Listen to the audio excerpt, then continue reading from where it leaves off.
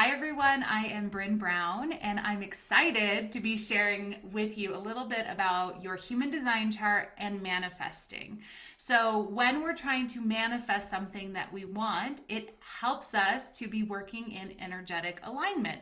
So looking at our human design chart can help us understand how we can manifest. And what we're going to be looking at is something that's a little bit different than what we normally talk about, which is your type, strategy, and authority. We're actually going to be looking today at the variables, a couple of the variables. So when you run your human design chart, at the top, you'll see 4 arrows, 2 on the left and 2 on the right. Okay, so we're going to be looking at the 2 bottom variables. Okay, so which direction are those arrows pointing? Now, I like to refer people to mybodygraph.com to run their chart, especially if you're new to human design. It does include those arrows.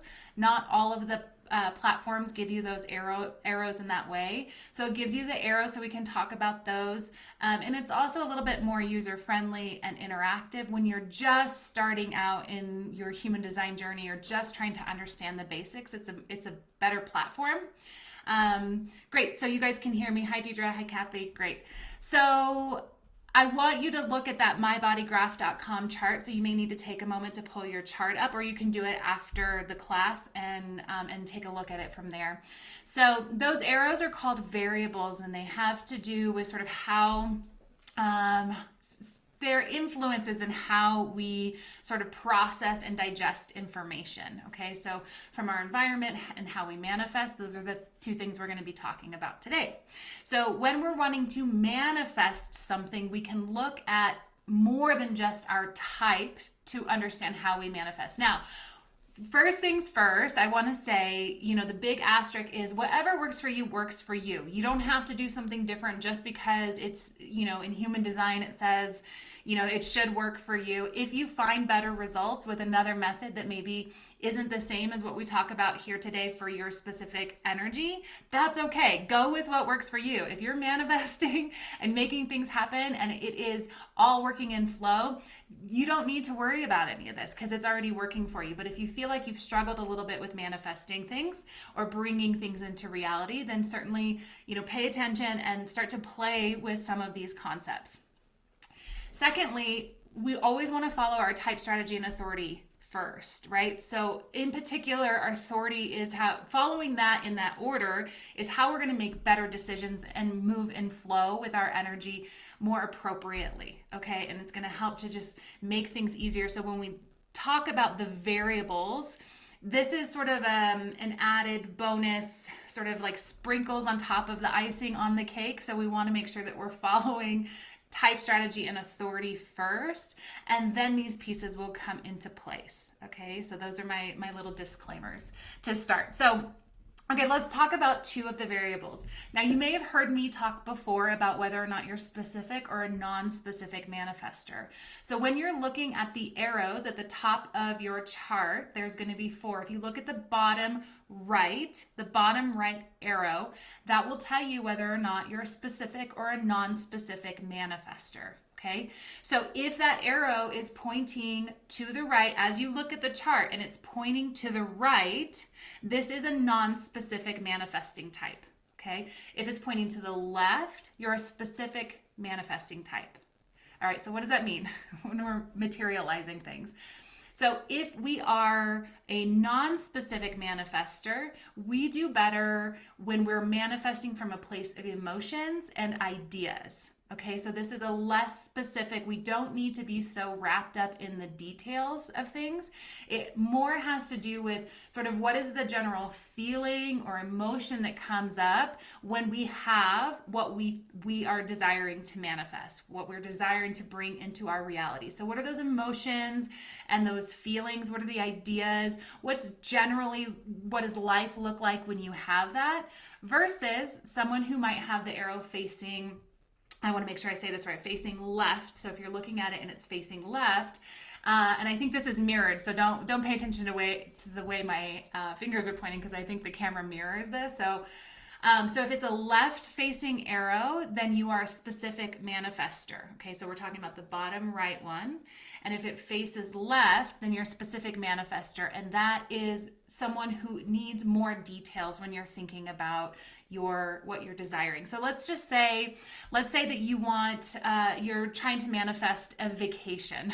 Okay, so we're manifesting a vacation, and if you are a specific manifester, you're going to want to be very clear about where you're going, what region you're going to within that general area. So if it's out of the country, say you want to go to the Caribbean, maybe you have a very specific island that you want to go to.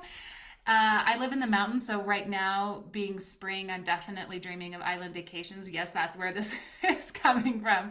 So we're following our type, strategy, and authority first. So for example, if you're a generator, you're going to need to be in response. So we're not going to just manifest initiate that manifesting of a vacation. We're allowing that to come as response. So maybe you're seeing some photos of beach vacations, and that is sort of coming into your awareness, or someone invites you on a beach vacation, which maybe you can't go to, but it allows you to sort of manifest another vacation, for example. So you're a specific manifester, and you're going to want to be very clear in where you're going, what you're wearing, what you're packing, what airline you're taking, what kind of deal you're getting, what kind of hotel or resort or home you're going to be staying in. So thinking about your accommodation, the kinds of foods that you're going to be eating, and that's going to help you begin to materialize that faster than if you were just letting it sort of free float. Now, conversely, if you're a non-specific manifester, you follow your type, strategy, and authority. And now we are going to, manifest this beach vacation. If you're non-specific, it may just be a little bit more open. So say you're a projector and you wait for an invitation to come along, and now you have an invitation for some kind of beach vacation. Okay, now you may leave that a little bit open, so you can maybe imagine or feel what it would be like to be on a beach. And it doesn't really matter if you're on a beach in Greece, or if you're on the beach in Southern California, or if you're in Florida. It's sort of just this beach vacation, and you're sort of imagining the feeling of the sun shining on you, and maybe getting a little bit tan, or having fresh seafood. And it doesn't matter what you're having as much as it is you're imagining the experience. So that's the difference between specific and non-specific manifesting. Now, I've talked about this before. What I haven't shared is another variable that has to do with your environment. Okay, so we're going to look at the bottom left arrow. The bottom left arrow. Okay, and the reason that I want to bring this into your awareness is because when we're talking about manifesting, there are two pieces. There's the inner world and there's the outer world. Manifesting only works if we activate both. Right? If we're both in the inner world and taking outer world actions or activities to support this materialization of what we want. So it's like the old adage about, you can't win the lottery. You can't just sit on the couch and manifest your way into winning the lottery. You have to buy a ticket. So it is where the inner and the outer meet that we actually materialize something into our physical reality. Okay, so what I want to bring into your awareness is this other variable around your environment and how we best operate in our environment. Now, the variables are really nuanced and complex, so I'm just giving a very high level of this. But what I want to share with you is really this environment piece, and whether or not your arrow is pointing right or left, making you an observer or an observed type of environment. Okay. So if your arrow is pointing right, if your bottom left arrow is pointing to the right, that makes you an observer type. If it is pointing to the left, it makes you an observed type. Okay? So how does this show up in our environment? So if you're an observer, this is more of a passive energy. This is more somebody who likes to sort of see life happen and kind of take it all in. If you're an observed type, this is the kind of person that really thrives when they're sort of on stage, but also a more active person. Doesn't mean you have to literally be on stage. It's more of an active energy. So you're really interacting with your environment versus sort of sitting and observing and soaking up your environment.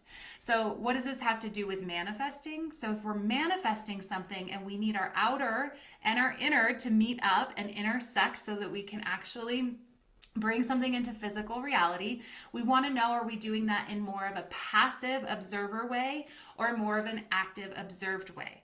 So if you are an active observed, and I have to look at my notes because it can get kind of complicated. So if your bottom left arrow is pointing to the left and you are an active observed environmental type, then you want to be sort of taking more action on moving towards this goal. So if we're going on, if we're manifesting a vacation, or we can do something new. This all came about because I was doing a podcast interview about manifesting your dream home. So we'll talk about that. So if you're trying to manifest a new house or a new place to live, an active, observed type might want to be going and walking through homes and really be running their numbers and having conversations with mortgage lenders and getting all their ducks in a row. And while arguably you want to be sort of getting all your ducks in the row either way, the observer type, the type that has their arrow pointing to the right, is going to be someone who is a little bit more passive. So again, leaning into the feelings and emotions and observing maybe confirmation bias, observing how all these homes in the area are coming available just when they need, when you want them to, and how there is an influx of income coming your way or a decrease of expenses coming your way. So yes, you're still looking at those nuts and bolts of, okay, I'm going to buy a house or I'm going to move to a new place and I need my finances to match up. And then at the same time, we're not getting in there doing and trying to force it to happen. You're more in flow, okay? Whereas someone who is more of the observed might want to be making a vision board and having that Pinterest board going and pinning all of these things because you're maybe buying new towels for the new house that you're going to move into, and you're more involved and active, okay? And that again follows type, strategy, and authority. So we're not taking initiative if we're not initiating anything. Let me say that way. You're not initiating this whole process if you are not a manifestor, right? So if you're a generator, projector, or reflector, you're still following your strategy and your authority to wait to respond or wait for the invitation or wait a lunar cycle. Once that comes, then we start taking that physical action.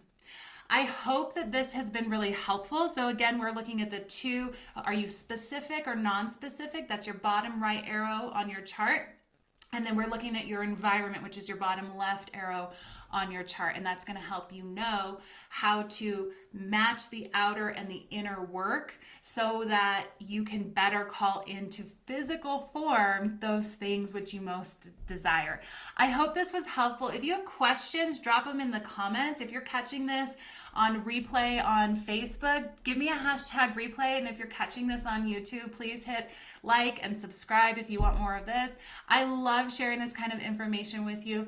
And we're going to continue to build on these classes and help you understand, again, how your human design plays into building your business, but also just how, regardless of human design, best practices of how you can really have a thriving practice that is in soul alignment, meaning that it really feels like an expression of your soul so that you actually create more income and impact every day. You just love what you do. That's what I want for you in your business. So I hope this was helpful. Have a wonderful rest of your day, you guys, and we'll see you back here again next week, same time, same place. Bye for now.